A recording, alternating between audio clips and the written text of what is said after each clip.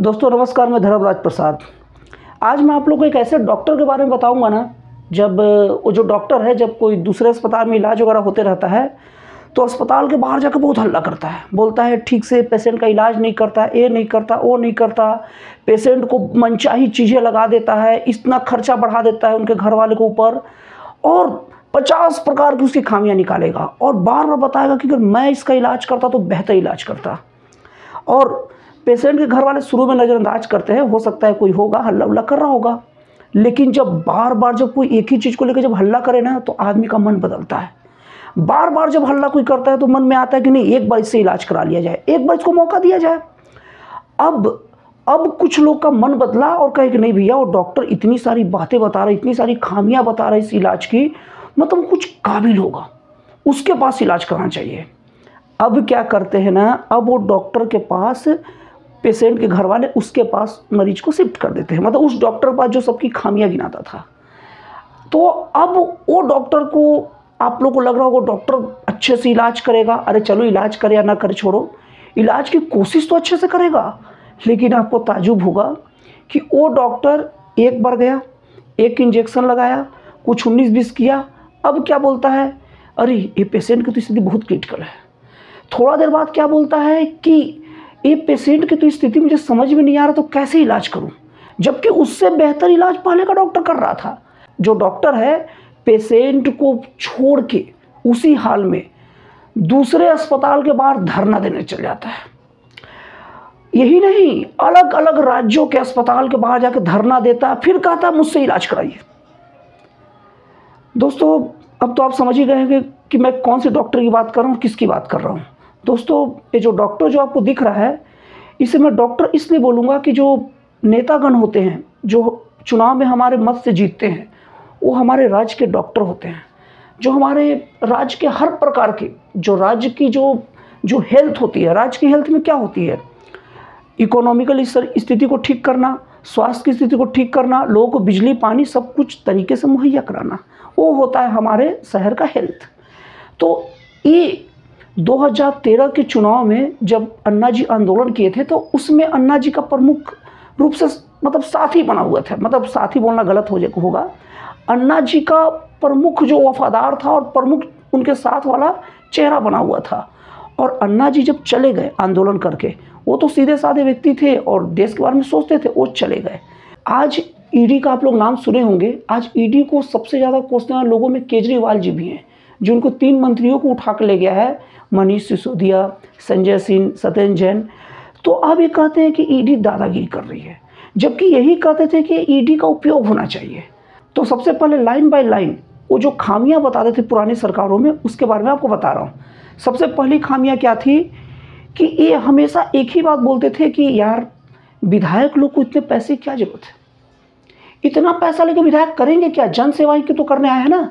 तो सबसे पहले इनका एक ही नारा था कि हम जो भी हमारी सरकार आई तो हम सभी विधायकों का पेमेंट 1/3 बस सब विधायक लेंगे और बाकी जो 3/4 है, मतलब 4 भाग में से 1 भाग लेंगे और 3 भाग छोड़ देंगे। अब जहां आप छोड़ेंगे सरकारी खाते में जाएगा, गरीबों के लिए जाएगा, वो अलग बात है, लेकिन 1/4 लेंगे, 1 भाग लेंगे, इतना काफ़ी है।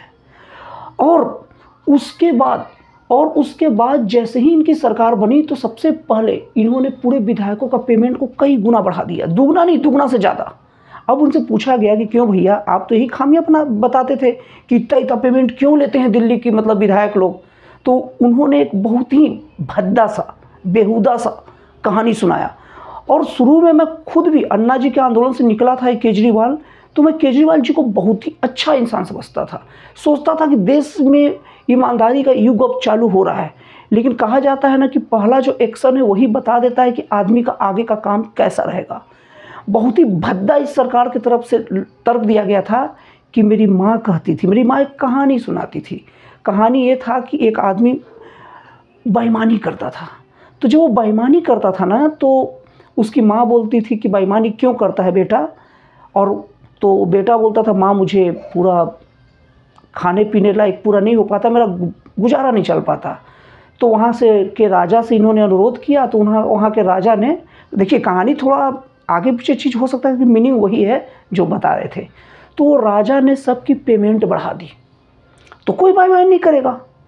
तो मैं कहता हूँ, तो फिर आंदोलन में ये बात चीख चीख कर क्यों कहते थे कि 1/4 पेमेंट ले लो, वो भ्रष्ट हैं, वो करप्ट हैं। उसी टाइम बोले होते ना यार कि वो करप्ट इंसान है, आप उनके करप्शन को दूर करने के लिए उनका पेमेंट को बढ़ा दो।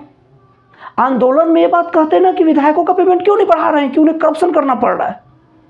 तो वहीं से फेल हो गई। जब कोई व्यक्ति जो मूल्यों पर आए और वो मूल्यों के आधार पर काम न करे और पहले वाले की तरह ही काम करने लग जाए और औने पौने बहाने देने लग जाए, तो समझ लो वो आगे गलत होगा। उसके बाद से मैं बोल दिया था और शुरू से ही कहते आ रहा था 10 सालों से लगभग कि आदमी आगे गलत करेगा, सही नहीं जाएगा।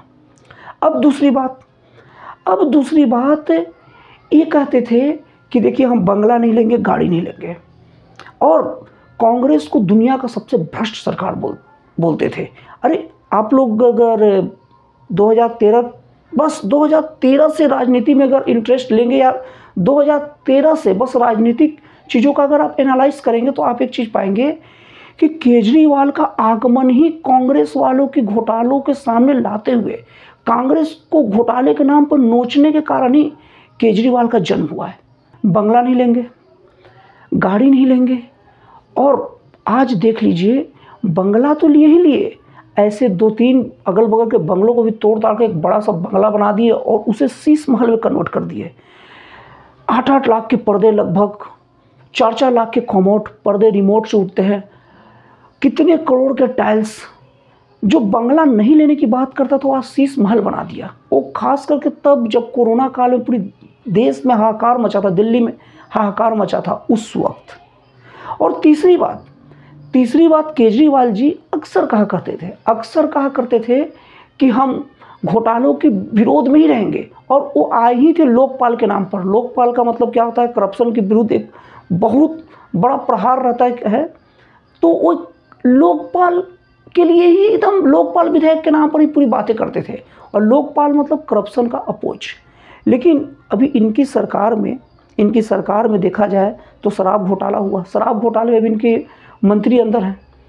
अब ये जनता के सामने शराब घोटाले में अंदर हैं, तो अब सबूत नहीं देते कि कैसे शराब घोटाले में मतलब शामिल नहीं है। ये सीधे क्या बोलते हैं? उन्हें फंसाया जा रहा है। अरे भैया, उन्हें फंसाया जा रहा है तो आप बताओ ना कैसे फंसाया जा रहा है। ये बात तो एक आम आदमी बोलता है ना, जब हमें और आपको, हम ज़्यादा कुछ नहीं जानते, हमारी ज़्यादा पहुंच नहीं है, अगर हमें कोई परेशान करे, फंसाए, तो हम बोलेंगे ना भाई कि हमें फंसाया जा रहा है। लेकिन तुम एक IITian हो, तुम एक UPSC ऑफिसर रह चुके हो, अब तुमको कोई पकड़ेगा तो तुम सीधे जनता के सामने जाकर बोलोगे मुझे फंसाया जा रहा है, या कोर्ट में जाकर बोलोगे मुझे फंसाया जा रहा है, और अपने पक्ष में दलील दोगे और बाहर आ जाओगे। तो आपके मंत्री कई महीनों से अंदर हैं, 2 मंत्री तो कई महीनों से अंदर है, और एक मंत्री बेल पर है, सत्येंद्र जी, और वो मंत्री भी बेल पर इसलिए नहीं है कि उन्हें बेल मिला, इसलिए कि उन्हें स्वास्थ्य संबंधी कारणों से बेल मिला हुआ है। और अभी कुछ दिन पहले संजय जी भी अंदर गए हैं। तो आप उनके जो पक्ष में जो बातें हैं कोर्ट के सामने रखो ना। ये क्या नौटंकी कर रहे हो, देश वालों को बता रहे हो फंसाया जा रहा है। ऐसे बहुत सारे कारनामे हैं इनकी, जिनकी मैं बातें और आगे वीडियो में करूँगा। बस आप कंटिन्यू रहिए। और इनकी बहुत सारी ऐसी चीज़ें भी हैं, इनके कारनामे करतूतें भी हैं, जो बताने के लिए काफ़ी है कि इनको काम नहीं करना है, इनको बस केवल नेतागिरी करना है। दोस्तों, जिसको काम करना रहता है ना, वो केवल काम करता है। उनके खिलाफ कौन क्या बोल रहा है, कौन क्या नहीं बोल रहा है, इससे कोई मतलब नहीं रहता। उनके लिए मीनिंगलेस बातें रहती है। अब देखिए, जैसे एक बच्चा रो रहा है, अब मेरे को वीडियो बनाना तो वीडियो बना रहा हूँ। अब बच्चे को चुप कराना थोड़ी जाऊँगा, या बच्चे को थोड़ी बोलूँगा तो चुप हो जाओ। बच्चा बेचारा नहीं जानता, वो रोएगा। तो केजरीवाल जी काम नहीं करते, वो केजरीवाल जी केवल नेतागिरी करते हैं। और राजनेताओं की एक और आपकी खासियत बता दूँ, वो जब अपना काम छोड़ के दूसरे नेताओं की शिकायत करने लग जाए ना, तो समझ लो राजनेता काम का है ही नहीं, उन्हें तुरंत बदलिए। कारण बता रहा हूँ क्यों। देश का संविधान ऐसा है कि सबको अपना काम करने का जगह दिया है, और कोई अगर काम अपना खराब करेगा उसके लिए कोर्ट बैठा है। अब केजरीवाल की एक और मज़ेदार चीज़ आप नोटिस किए होंगे, केजरीवाल जब कुछ अच्छा काम होता है ना, तो बोलते देखो जी हम कर रहे हैं, सरकार के देख रेख के काम अच्छा हो रहा है। अब अभी एक एग्जाम्पल मेरे दिमाग में आ रहा है। केजरीवाल जी बोलते हैं देश का जो स्कूल है, इंटरनेशनल लेवल का हो गया, देश का अस्पताल इंटरनेशनल लेवल का हो गया, दिल्ली सरकार ने इतनी खर्चा की, दिल्ली सरकार ने इतनी मेहनत की, दिल्ली सरकार ये दे रही है वो दे रही है, और एक बार जब उसमें कुछ खामी निकल आती है ना, या कुछ नहीं हो पाता है, तो केंद्र सरकार मदद नहीं भेज रही जी, केंद्र सरकार कुछ कर नहीं रही है।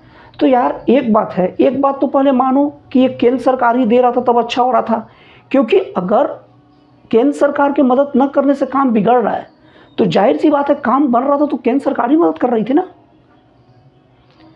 अगर तुम्हारा काम बन रहा है, अगर तुम्हारा काम तुम्हारी ही मेहनत से बन रहा है, तुम्हारी काबिलियत से बन रहा है, तुम्हारे पैसे से बन रहा है, तो जाहिर सी बात है पैसे तुम्हारे थे, काबिलियत भी तुम्हारी थी। तो अगर वही काम बिगड़ेगा तो उसके लिए मोदी जी कैसे जिम्मेवार हो गए। और अभी हाल फिलहाल पॉल्यूशन का बात आप लोग बताना भूल गया। केजरीवाल सरकार में आने के साथ ही पॉल्यूशन खत्म करने की बात बोलती थी, और जब सरकार में आई तो कई सालों से पॉल्यूशन तो कंट्रोल नहीं कर पाई। तो अब लोगों के जले पर नमक ये बोल के छिड़कती है कि अभी पॉल्यूशन का कारण क्या है एग्जैक्ट मुझे पता नहीं, इसलिए कुछ नहीं कर पा रहे हैं। तो उतना देर से क्या घास छील रहे थे यार, तो पुरानी सरकारों को क्यों कोस रहे थे। और दूसरी बात एक राजनेता की गंदी हरकत और बता दूं, जब केजरीवाल सरकार पंजाब में नहीं थी तो केजरीवाल जी अक्सर बोलते थे कि पंजाब की पराली जलाने से दिल्ली में पोल्यूशन होता है, हमेशा सुनते होंगे। लेकिन अब यही केजरीवाल सरकार बोलती है कि पंजाब तो 500 किलोमीटर दूर है जी, वहाँ से कैसे आएगा, हरियाणा में हो रहा है, यूपी से आ रहा है। मैं आपको दावे के साथ कह रहा हूँ, अगर हरियाणा यूपी में केजरीवाल की सरकार बन जाए ना तो ये बोलने लग जाएंगे कि हरियाणा यूपी से कुछ नहीं हो रहा है जी, बगल के राजस्थान से आ रहा है, वो नीचे में एमपी भी है जी, वहाँ से आ रहा है। और अगर केजरीवाल की सरकार दिल्ली में चली जाए, पूरे देश से चल जाए, किसी राज्य में न रहे, तब उनके लिए पंजाब से, हरियाणा से, राजस्थान से, उत्तर प्रदेश से, हर तरफ से धुआं आएगा और कहेंगे सरकार कुछ नहीं कर रही है जी। तो दोस्तों मेरा बताने का मतलब यही डॉक्टर के बारे में था कि जो अपना काम करते नहीं हैं और दूसरे के अस्पताल के बाहर मुंह मारते रहते हैं, ऐसे डॉक्टरों से बच के रहे। अगर डॉक्टर है तो ऐसे डॉक्टरों से बच के रहे, और अगर राजनेता है तो ऐसे राजनेता से बच के रहे। और अगर आप कुछ काम कर रहे हैं और कोई अगल बगल का आदमी आपके काम में भी ज़्यादा खामी निकाले ना, तो ऐसे आदमी से ही बच के रहे, उसको दूर करते रहे तो ज़्यादा अच्छा है। और ऐसे काम करे, हरकत उसके सामने कर दे कि वो आपकी बातों से बुरा मान जाए और आपको भी बख्श दे, आप खुश अपने जगह और वो दुखी अपने जगह, क्योंकि वैसे लोग को दुखी ही रहना चाहिए। तो दोस्तों फिर मिलते हैं अगले वीडियो में एक जन कल्याणकारी और एक राष्ट्रवाद से प्रेरित नए विचारों के साथ।